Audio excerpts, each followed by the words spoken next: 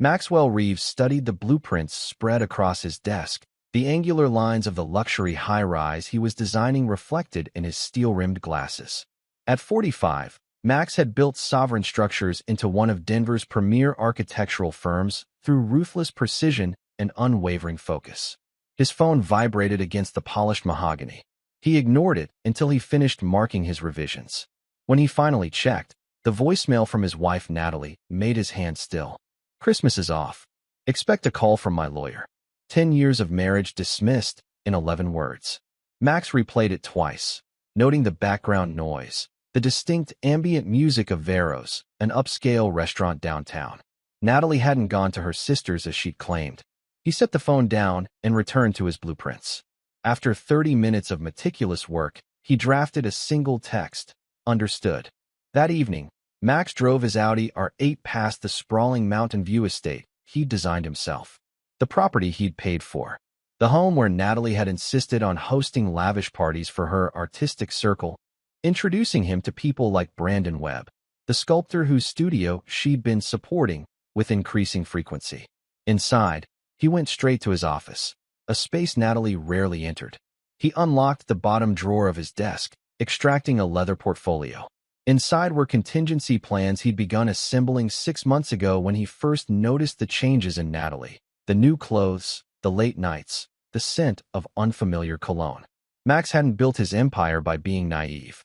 He'd hired Leona Martinez, a former FBI agent turned private investigator. Her reports confirmed his suspicions. Natalie and Brandon had been having an affair for nearly 8 months. More concerning were their recorded conversations planning to liberate Max from half his assets. "You deserve the house," Brandon had told her. "We can squeeze him for more." Max poured himself 2 fingers of bourbon and opened his laptop. He accessed their mortgage documents through his secure server. The property was valued at $3.2 million, with $320,000 remaining on the mortgage. Natalie had insisted on being on the deed for appearance's sake, but had contributed nothing financially.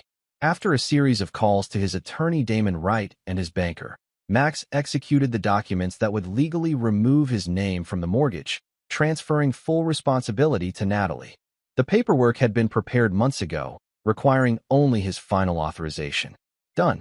Max took another sip of bourbon, remembering when he'd met Natalie at a charity gala 11 years ago. He'd been captivated by her vibrant presence, her seemingly genuine interest in architecture, her tales of growing up modestly in Minnesota. He'd believed her when she said she wasn't like the gold diggers who often pursued him. He'd believed her when she said she loved him for himself, not his wealth or status. He'd believed her until the evidence proved otherwise. Max's phone vibrated with a text from Leona. "Subjects have reservations at the Halcyon Hotel tonight. Former colleague at reception will grant access to room after departure. Proceed." Max replied, "Proceed." He finished his bourbon and went to bed, alone in the master suite. Tomorrow would be the first day of Natalie's education on the consequences of betrayal. Chapter 2. The Awakening. 48 hours after removing his name from the mortgage, Max's phone erupted with notifications. 67 missed calls, 29 voicemails, 43 text messages. Most from Natalie, some from numbers he didn't recognize, and 3 from Web Studio. Max swiped them all away and continued his meeting with Denver's Urban Development Committee. His latest project, a sustainable mixed-use complex, would revitalize a neglected neighborhood and cement Sovereign Structure's reputation for innovative design. As you can see, Max concluded his presentation, the Meridian project creates affordable housing while generating significant tax revenue. The committee voted unanimously to approve. Max shook hands with the commissioners, ignoring the persistent vibration in his pocket. Outside City Hall, Max found Damon Wright waiting beside his Tesla. "She's in full panic mode," Damon said, falling into step beside Max. "Her lawyer called me 5 times this morning. And, as instructed, I explained that while you're willing to discuss divorce proceedings, the mortgage issue is between Mrs. Reeves and her bank." Damon's thin lips curved upward. "The bank's foreclosure notice arrived yesterday. They're demanding immediate payment or refinancing. And since her only income comes from the art gallery, that's actually a money-losing tax write-off. Precisely. She can't qualify for refinancing. Not with her credit history. Max remembered discovering Natalie's credit report early in their relationship, how she'd tearfully confessed to financial mistakes in her youth. He'd paid off her $42,000 in debt as a wedding gift. She'd sworn she'd changed. What about Webb? Max asked. Struggling artist is accurate, for once, Damon replied. His finances are worse than hers. He sold 2 sculptures last year for a total of $27,000. His studio lease alone is $5,000 monthly, which I've been funding through Natalie's art endowment, Max noted coldly. They reached Max's Audi. Damon handed him a thick envelope. The preliminary asset division proposal they filed this morning. They're asking for half of everything. The house, your company shares, investment portfolios. They claim she was instrumental to your success. Max took the envelope without opening it. And the recordings?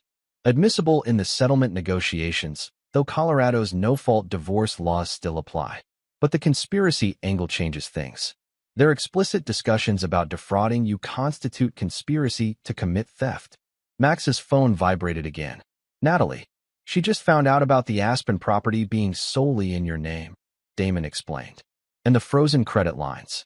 Max had purchased the Aspen Ski Lodge 3 years ago as a surprise for Natalie, intentionally keeping it in his name despite her suggestions to add her to the deed. The Amex Centurion card she'd been using to furnish it and fund her shopping sprees had been disabled yesterday. What about her son? Max asked.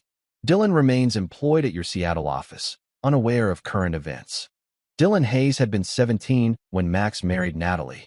Despite initial resistance, he'd eventually accepted Max's offer to join Sovereign Structures after college. Max had mentored him, promoted him, treated him like family.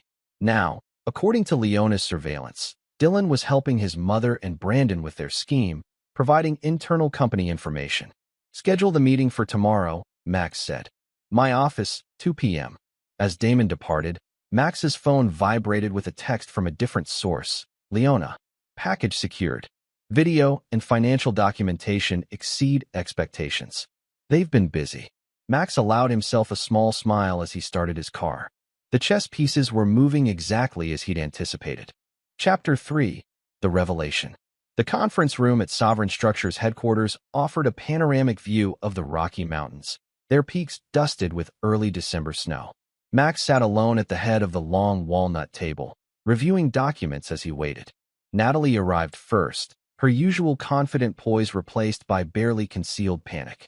Her Louboutins clicked nervously against the hardwood floor. Her blonde hair was perfectly styled, her designer outfit immaculate, armor for the battle ahead. She'd applied makeup to disguise fatigue, but Max noted the strain around her eyes. Max, this is insane, she began immediately. You can't just. We'll wait for everyone to arrive, Max interrupted, not looking up from his papers.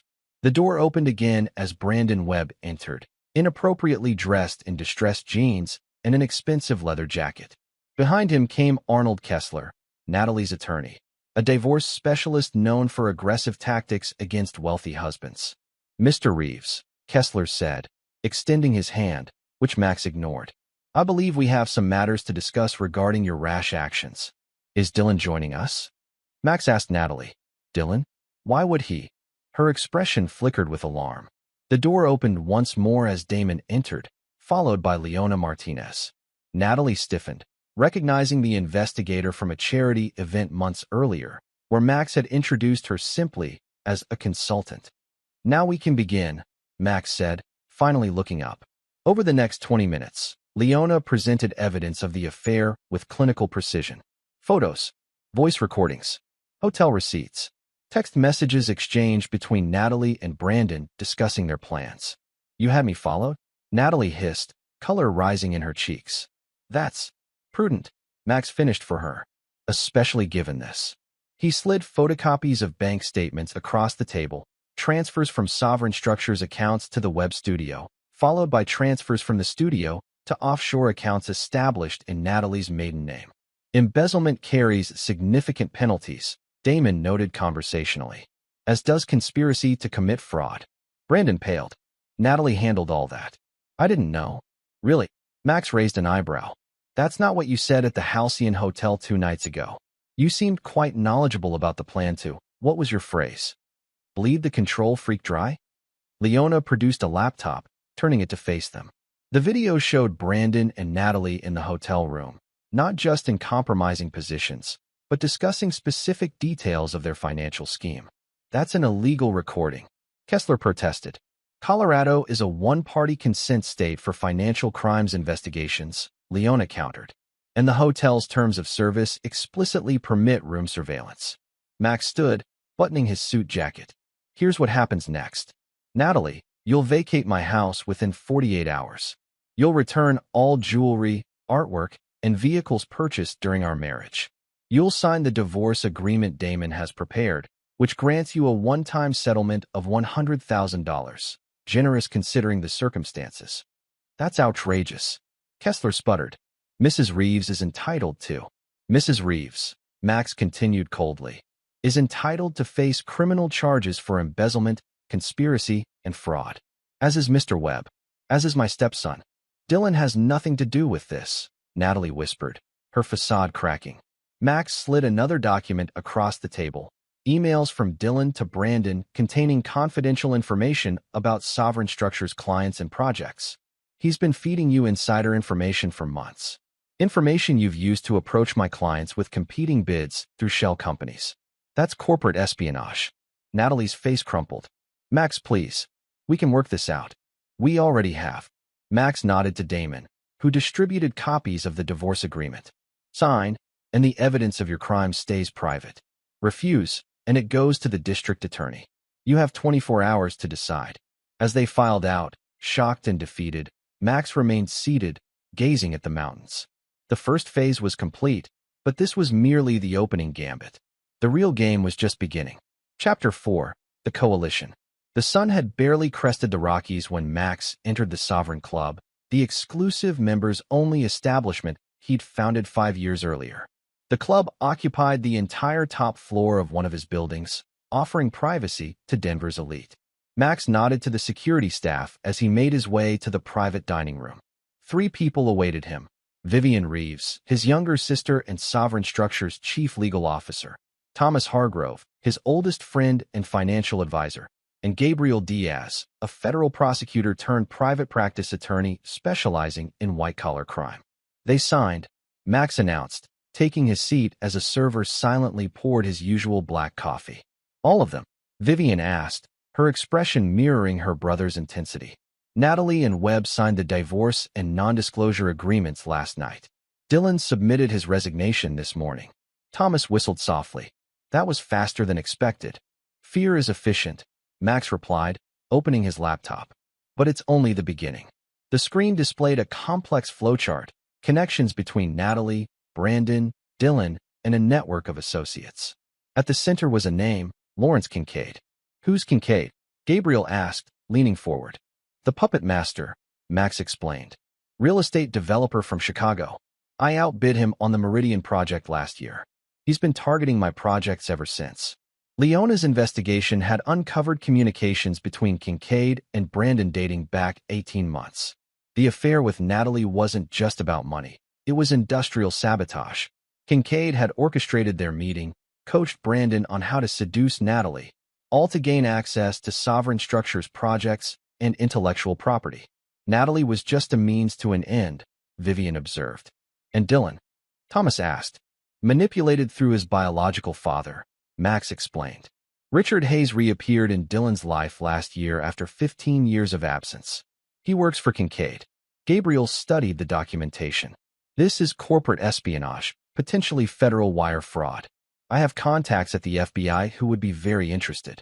Not yet, Max cautioned. First, we dismantle Kincaid's operation from within. The criminal charges are our nuclear option. Over the next hour, they refined Max's strategy. Thomas would trace and freeze the offshore accounts where Natalie and Brandon had hidden the embezzled funds. Vivian would approach Sovereign Structure's clients who had been contacted by Kincaid's shell companies, building a civil case. Gabriel would prepare criminal complaints without filing them, leverage for later. What about your reputation? Vivian asked. Natalie has influential friends in the social scene. She'll spin this. Already handled, Max replied. Flynn Palmer owes me. Flynn Palmer owned Denver's leading media outlets. Max had financed his expansion years earlier when banks wouldn't touch him. Tomorrow's society pages would feature an exclusive on Natalie's affair and financial improprieties, portrayed as a betrayal of one of Denver's most respected business leaders. The court of public opinion would render its verdict before Natalie could control the narrative. As the meeting concluded, Max's phone chimed with a notification from his home security system. The cameras showed Natalie entering with a moving crew, attempting to remove artwork and furniture beyond what the agreement permitted. Right on schedule, Max noted, sending a pre-drafted text to the police officers waiting nearby. The agreement specified exactly what she could take. Anything else constituted theft. Thomas shook his head. You really anticipated everything. Almost everything, Max corrected. Kincaid is formidable. He won't go down without a fight. As if on cue, Max's phone rang with an unlisted number. He answered on speaker. Mr. Reeves, a smooth, Chicago-accented voice said. Lawrence Kincaid. I believe it's time we spoke directly. Max's eyes met Vivian's. The game was escalating faster than anticipated. Mr. Kincaid, Max replied evenly. I was just discussing your architecture of betrayal. I'm impressed by its intricacy, if not its originality. Kincaid chuckled. Direct and unflinching. I see your reputation is well earned. Perhaps we could meet? Competing serves neither of us when collaboration could be profitable. The Meridian Project isn't for sale. Everything has a price, Mr. Reeves. Even principles. Not mine, Max replied. But I admire your optimism. It takes courage to reach out when your pawns have been captured. A pause. Pawns are sacrificial by nature. The game has barely begun. Then I look forward to our next move, Max said, ending the call. The room remained silent for a moment before Gabriel spoke. He's threatening you. No, Max corrected. He's threatening someone close to me. That's his pattern. Max pulled up another file, a psychological profile of Kincaid compiled by Leona. The man targeted family connections, believing them to be weaknesses. He'd underestimated Max in that regard. Warn Beverly, Max told Vivian, referring to their mother. And increase security at your place. What about Natalie? Thomas asked. What about her? Max replied coldly. Chapter 5, The Betrayer's Gambit. Dylan Hayes sat in his Seattle apartment, staring at his laptop screen in disbelief. His bank accounts were empty. His credit cards declined. His access to sovereign structures systems revoked. His phone rang. His mother, calling for the 20th time today. He ignored it, focusing instead on the email that had arrived minutes earlier. Dylan, by now you understand the consequences of betrayal have begun. Your resignation has been accepted. Your personal belongings from the Seattle office will be delivered today. Your severance package is contingent upon your full cooperation in the ongoing investigation into Lawrence Kincaid's corporate espionage network. Your mother and Brandon Webb signed confessions implicating you in their scheme. Evidence of your involvement has been documented and secured. You have a choice to make. Contact my office by 5 p.m. Pacific Time to arrange cooperation, or face the legal consequences independently. Maxwell Reeves. The doorbell rang. A courier delivered a box containing the framed architecture degree that had hung in Dylan's office, the model of his first building design, and the silver pin set Max had given him when he made junior partner. Dylan's hands trembled as he removed a sealed envelope from the box. Inside was a USB drive and a handwritten note. This contains what your father never told you. Choose wisely. Plugging in the drive, Dylan found video recordings of meetings between Richard Hayes and Lawrence Kincaid, explicitly discussing using Dylan to access sovereign structures' proprietary information. In one, Richard laughed about how easily his son could be manipulated through daddy issues. As the truth crashed down around him, Dylan's phone chimed with a text, not from his mother, but from Richard. Damage control needed. Call now. Dylan stared at the message, suddenly seeing the pattern. After 15 years of absence, Richard had reappeared just after Dylan's promotion at Sovereign Structures. The emotional reconciliation, the late-night talks about feeling overshadowed by Max, the subtle suggestions about deserving more recognition. It had all been calculated. Meanwhile, across Denver, Natalie sat in Brandon's studio loft, surrounded by the few possessions she'd been permitted to remove from the mansion. Her phone buzzed with messages from former friends canceling lunch dates, charity boards requesting her resignation, social clubs reviewing her membership. They'll forget by next season, Brandon assured her. though his voice lacked conviction. People love a comeback story. Max doesn't forgive, Natalie replied hollowly. Ever. She'd witnessed it once before, when a business partner had attempted to leverage Max's designs without proper compensation. Max had systematically dismantled the man's company, reputation, and financial standing. He'd done it legally, methodically, and without apparent emotion. Lawrence said he'd handle Reeves, Brandon insisted, checking his phone again. Kincaid had stopped responding to messages yesterday. You still don't understand who you're dealing with, Natalie laughed bitterly. Lawrence uses people. Max destroys them. Her phone rang, an unknown number. Mrs. Reeves, a woman's voice said when Natalie answered. This is Andrea Morgan from First Western Bank. I'm calling about irregularities in your accounts. What irregularities? Large transfers to offshore accounts that have been flagged as suspicious. The funds have been frozen pending investigation. Given the amounts involved, we're required to file suspicious activity reports with FinCEN. Natalie's blood ran cold. FinCEN, the Financial Crimes Enforcement Network. The federal government. These transfers appear to originate from Sovereign Structures accounts through Web Studio, the banker continued.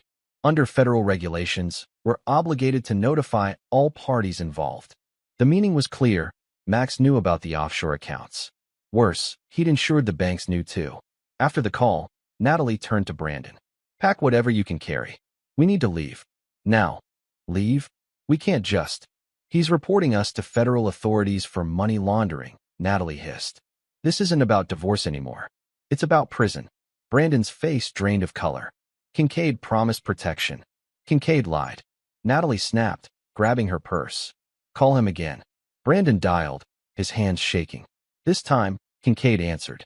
Mr. Webb, Kincaid said, his tone distant. I was just discussing your situation with my legal team. We need help, Brandon pleaded. Reeves is involving federal authorities.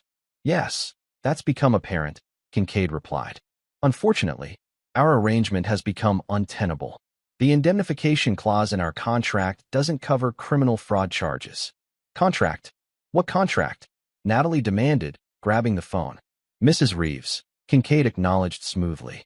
Surely you didn't think your husband was the actual target? Sovereign Structures' intellectual property was always the objective.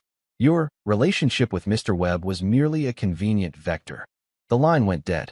In that moment, Natalie understood with perfect clarity. She hadn't been playing the game.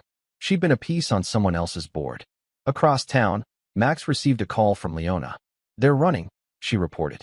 Webb just booked 2 tickets to Cancun for tomorrow morning. Predictable, Max replied. Ensure our people are in position. Already done, Leona confirmed. What about Dylan? He's been researching whistleblower protections. The Sun begins to understand, Max noted. Keep monitoring. Phase 2 begins tomorrow. Chapter 6, The Reckoning. The private dining room at the Sovereign Club had been transformed into a war room. Screens displayed surveillance feeds, financial trackers, and communications monitoring. Max stood at the center, orchestrating the endgame of a strategy months in the making. Webb and Natalie arrived at DN at 0530, Leona reported. TSA flagged them based on the FinCEN alerts. They're being detained for questioning. Secondary screening only, Max clarified. They still need to make their flight. Thomas entered, tablet in hand. Kincaid's making moves. Large cash withdrawals from 3 different banks. Private jet fueled and waiting at Chicago Executive Airport. He's preparing to disappear, Vivian observed. Let him run, Max replied. Fear makes people careless. On screen, they watched Brandon and Natalie being escorted to a private TSA room. Their expressions shifted from annoyance to alarm as agents began questioning them about the offshore transfers.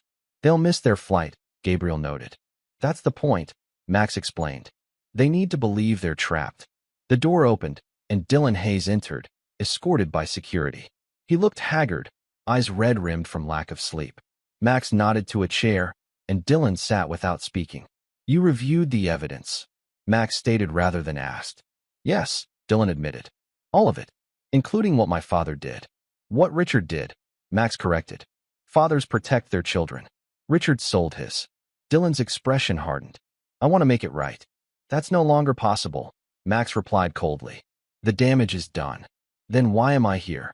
Because Kincaid doesn't act alone, Max explained, pointing to a screen showing Richard Hayes entering a Chicago office building. Your father is meeting with Kincaid's investors right now, assuring them that despite recent setbacks, their plan to acquire Sovereign Structures' intellectual property remains viable. Dylan studied the surveillance image. You want me to testify against him? No, Max replied. I want you to replace him. The room fell silent as Max outlined his proposition. Dylan would contact Richard, claiming to have secured additional information from Sovereign Structures servers before being discovered. He would offer this fabricated evidence to Kincaid through Richard, positioning himself as a more valuable asset than his father. Why would I do this? Dylan asked. Because your alternatives are federal prison or permanent professional exile, Max replied without emotion. Corporate espionage carries a 20-year sentence. No architecture firm will hire you afterward. Your degree becomes worthless. And if I help you, you leave with enough to start over somewhere else. Not forgiveness. Practicality. Dylan considered briefly, then nodded. What's the play? As Dylan made the call to Richard, Max turned his attention back to Natalie and Brandon, who had been released by TSA but had missed their flight. Surveillance showed them arguing in the terminal, Brandon gesturing wildly while Natalie sat stone-faced. Interesting, Max observed. She's finally seeing him clearly. Thomas glanced at his longtime friend. Do you feel anything for her still? After 10 years. I feel the same for all of them, Max replied. Nothing. That afternoon, Lawrence Kincaid's carefully constructed world began unraveling with precision timing. The Chicago Tribune published an exposé on his business practices, featuring testimony from former associates. The SEC announced an investigation into his company's accounting practices. 3 major banks called his outstanding loans. Simultaneously, Richard Hayes was arrested by FBI agents as he left his meeting, not for corporate espionage, but for an outstanding warrant from Nevada involving financial fraud from years earlier. The timing was not coincidental. Gabriel had ensured the warrant was prioritized today. By evening, Brandon had abandoned Natalie, checking into a different hotel after she refused to call her wealthy sister for help. Surveillance showed him desperately calling Kincaid's associates, all of whom declined his calls. He's running out of options, Leona noted. Good, Max replied. Tomorrow, he runs out of time. As the team dispersed for the night, Vivian lingered. Max, are you sure about this? Destroying these people so completely.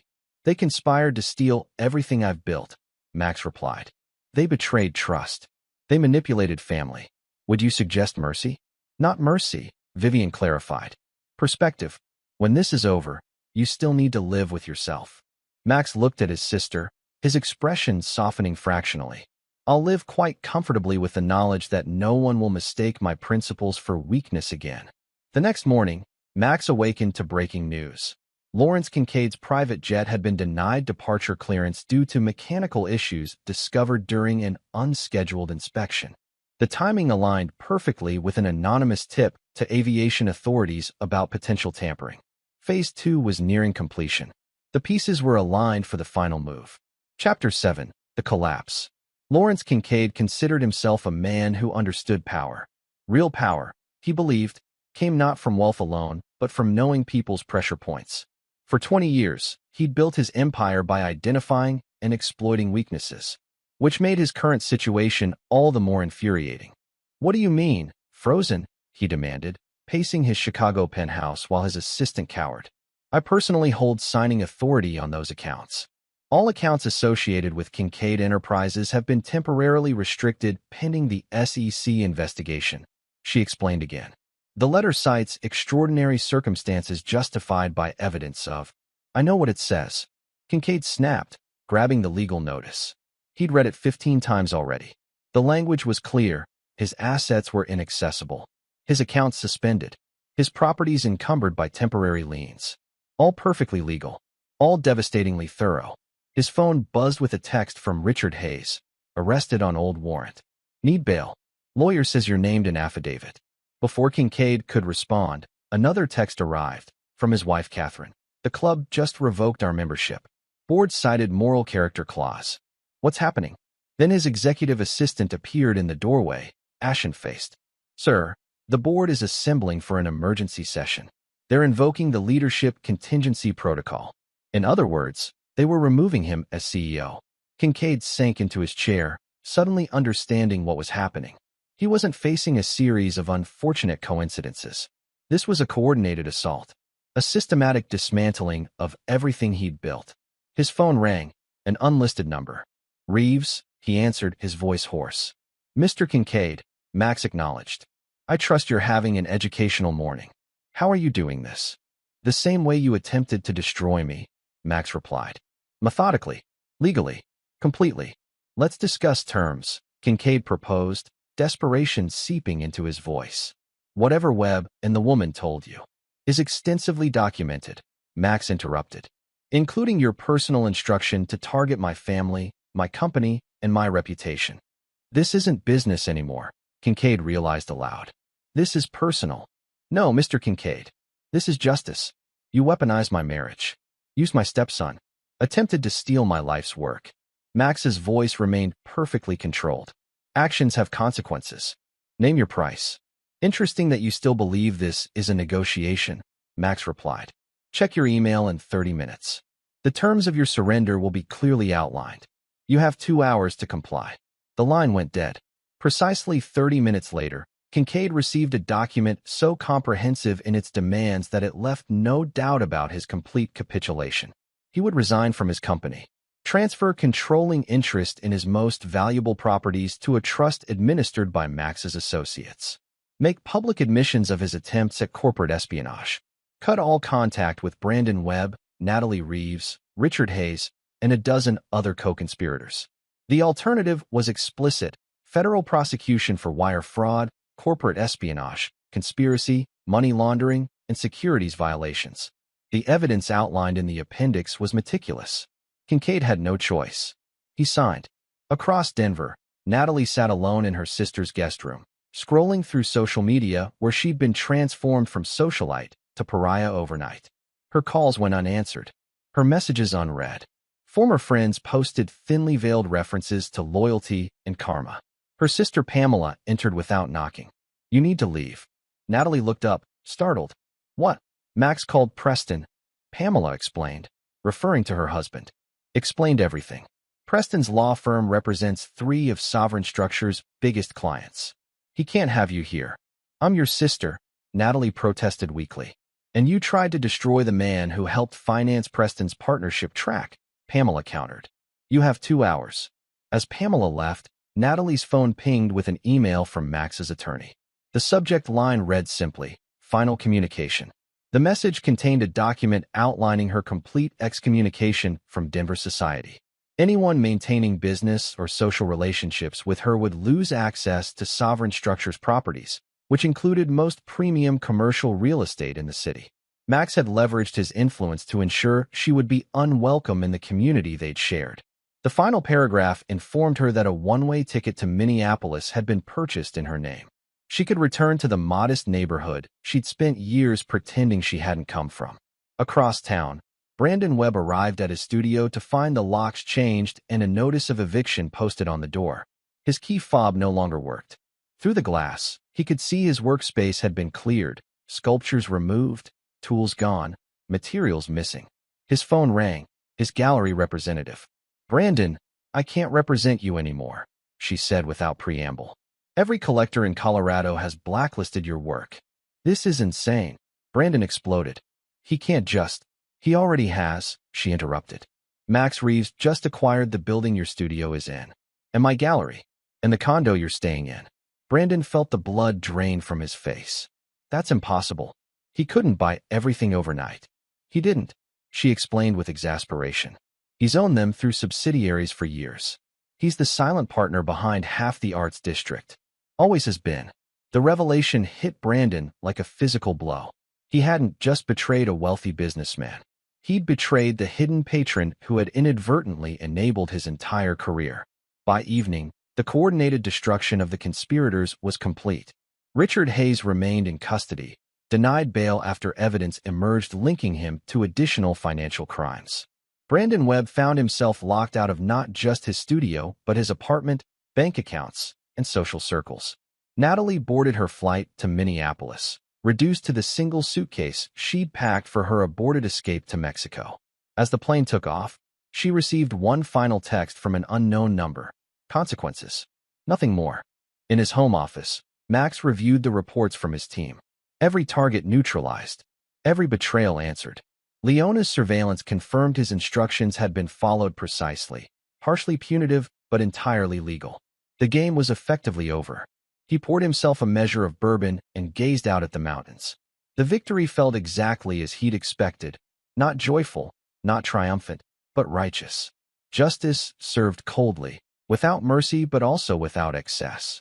His phone buzzed with a message from Vivian. It's done. Call if you need company. Max considered briefly, then declined. Tonight was for reflection, not celebration. Tomorrow would begin the process of rebuilding. Not the life he'd had, which was irrevocably altered, but something new. Something stronger, forged in betrayal's fire and tempered by retribution. The lesson had been delivered. Those who had participated would never forget it. Neither would he. Chapter 8. The Inheritance. 3 months after what Denver business circles now referred to simply as the Reeves situation, Max sat in his office reviewing the final settlement reports. Lawrence Kincaid had resigned from his company and moved to Arizona. His reputation and influence diminished beyond recovery. Brandon Webb had fled to Portland, unable to secure gallery representation or commissions. Natalie was working as a department store sales associate in Minneapolis. Her reinvention as a humble working woman featured ironically in a local newspaper. Only Dylan's fate remained unresolved. He's here, Vivian announced from the doorway. Max nodded, closing his laptop. Send him in. Dylan entered, noticeably changed from their last meeting. The entitled arrogance had vanished, replaced by a wary humility. He'd lost weight. His designer clothes had been exchanged for simpler attire. The transformation seemed genuine rather than performative. Thank you for seeing me, Dylan said, taking the offered seat. Your information proved valuable, Max acknowledged, referencing Dylan's role in providing evidence against Kincaid and Richard. Gabriel tells me the federal case is proceeding as expected. My father took a plea deal, Dylan confirmed. 15 years. No possibility of early release. Max studied his former stepson. Despite everything, he recognized something in Dylan that had once existed in himself, the potential for rehabilitation through harsh consequence. Why are you here? Max asked directly. Dylan placed a thumb drive on the desk. To return what I took. The client files, project plans, everything. I've deleted all other copies. Leona already recovered those months ago, Max noted. Try again. To apologize, Dylan said after a moment. Not to ask forgiveness. I know that's impossible. But to acknowledge what I did. The trust one betrayed. Max considered this. And then I leave. Start over somewhere else. Architecture is finished for me. I understand that. Max opened his desk drawer and removed a folder. Your degree is in sustainable urban planning as well as architecture. Your thesis on affordable housing integration was genuinely innovative. Dylan looked surprised that Max had bothered to know this. Sovereign Structures is establishing a nonprofit foundation focused on developing housing solutions for underserved communities, Max continued, sliding the folder across the desk. The Maxwell Reeves Foundation needs a project coordinator with relevant education. The position pays modestly and requires relocation to Detroit. Dylan stared at the folder without touching it. Why would you offer me anything? Not forgiveness, Max clarified. Pragmatism. Your talents shouldn't be wasted, and your debt to society is better paid through service than exile. My mother is not part of this discussion, Max interrupted firmly. Your relationship with her is your concern. Your professional future is the only matter I'm addressing.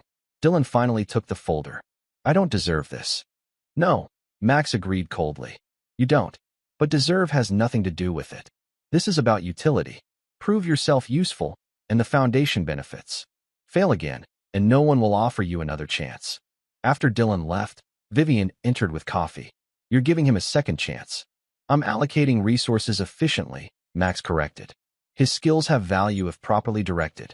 Mom would approve, Vivian noted with a small smile. She always said you had more capacity for forgiveness than you admitted. It isn't forgiveness, Max insisted. It's practical. Vivian's expression remained skeptical. And Natalie?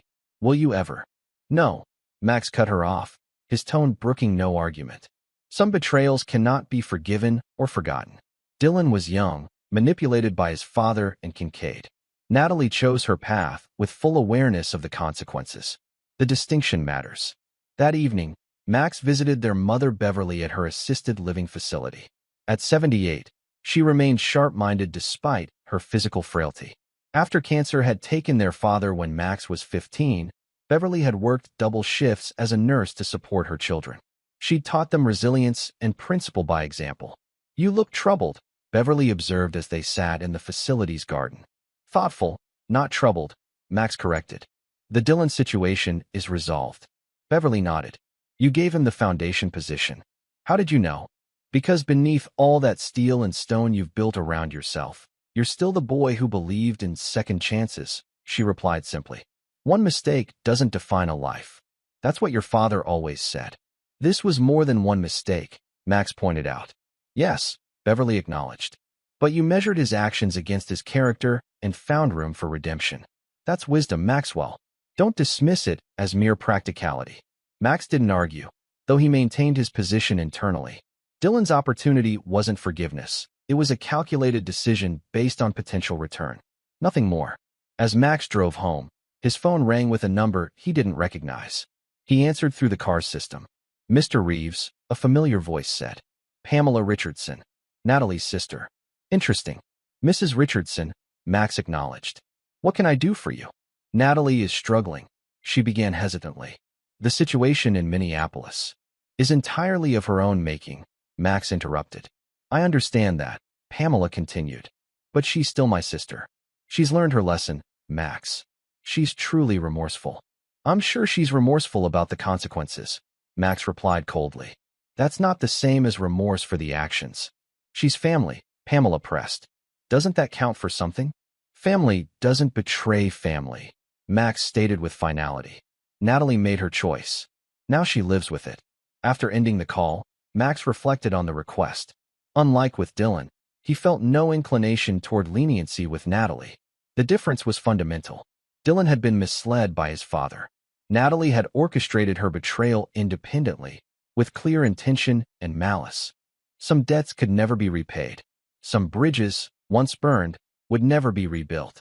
As he entered his home, redesigned and renovated to remove all traces of Natalie's presence, Max felt the rightness of his decision. The matter was closed. Justice had been served. Life would continue, without forgiveness, without compromise, without weakness, as it always had. Chapter 9. The Sovereign. 1 year later, Maxwell Reeves stood before the floor-to-ceiling windows of his new penthouse, surveying the city he'd helped shape. Denver's skyline featured a dozen buildings he'd designed, their architectural signatures unmistakable, bold, innovative, uncompromising. Like their creator. Behind him, the executive team of Sovereign Structures waited at the conference table. Today marked the company's 20th anniversary and the unveiling of their most ambitious project yet, Sovereign Tower, a revolutionary mixed-use skyscraper combining sustainable technology with cutting-edge design. "The board has unanimously approved the expansion," Vivian announced, sliding documents toward him. "New offices in Seattle, Chicago, and Austin." Max reviewed the paperwork with satisfaction.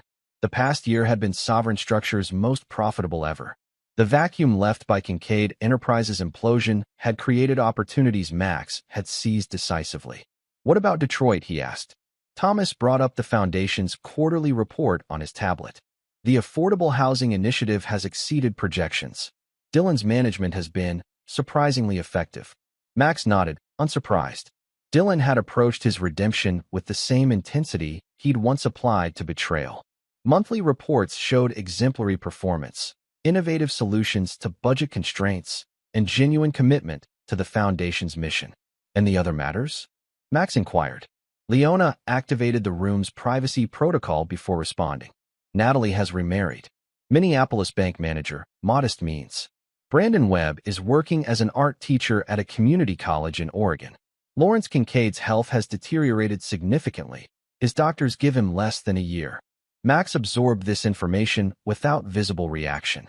Their fates no longer concerned him beyond confirmation that justice remained in effect. "What about Richard Hayes?" Max asked. "Still serving his sentence," Leona confirmed. No possibility of parole until 2039. The meeting proceeded with discussions of new projects, client acquisitions, and strategic growth. As it concluded, Gabriel remained behind. There's one other item, the attorney said, placing a thick envelope on the table. Natalie's new husband adopted her legal surname. They're requesting permission to use the Reeves name for their new child. Max stared at the envelope, momentarily taken aback. She's pregnant? Due in February, Gabriel confirmed. The request came through formal legal channels. Max considered this unexpected development. Natalie seeking permission rather than forgiveness represented a significant shift. The humility required to make such a request spoke to how completely she understood her position. After a moment, he reached for his fountain pen and drafted a brief response on his personal stationery. Request denied. The Reeves name is earned, not granted. He sealed the note in an envelope and handed it to Gabriel. Ensure this is delivered personally, not through intermediaries.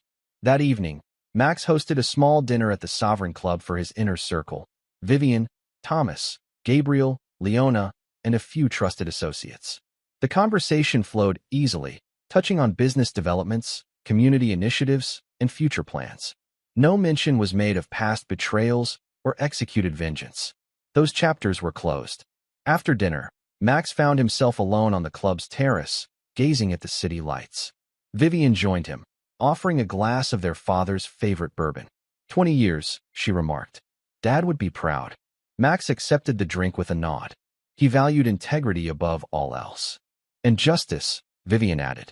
Though he might have questioned your definition of it this past year. Justice without consequence is merely sentiment, Max replied. He taught us that. They stood in companionable silence until Vivian asked the question she'd been holding back for months. Do you ever regret how completely you destroyed them? Max considered this carefully. Regret implies I would choose differently given another opportunity. I wouldn't. Not even with Dylan. Dylan earned his second chance through usefulness, Max maintained. The others did not. Vivian studied her brother. The unyielding posture, the unwavering certainty. You know, most people would have been broken by what happened. The betrayal, the conspiracy, the personal nature of it. I wasn't broken because I understood something they didn't, Max explained. Trust is valuable, but verification is essential. I never trusted completely, not Natalie, not Brandon, not even Dylan. I maintained sovereignty over my emotions, my decisions, my future. The sovereign, Vivian mused with a small smile. Is that why you named everything that way? The company, the club, now the tower? A reminder, Max confirmed. We govern ourselves, or others govern us. There is no middle ground. As they rejoined the gathering, Max reflected on the journey of the past 18 months. From the moment he'd heard Natalie's voicemail to this night of quiet triumph, he had remained in control of his reactions, his strategy, his justice. He had not forgiven. He had not forgotten. He had not compromised his principles for sentiment or conventional morality. And he never would. The betrayers had learned their lesson. Maxwell Reeves had reinforced his. In the architecture of life, as in his buildings, integrity of structure was everything. Remove a supporting principle, and the entire edifice risked collapse. Max had not merely survived betrayal. He had transformed it into the foundation of a stronger empire. An empire built on an immutable truth. True power came not from wealth or connection, but from absolute sovereignty over oneself. That was his legacy. That was his victory. Complete. Uncompromising. Sovereign.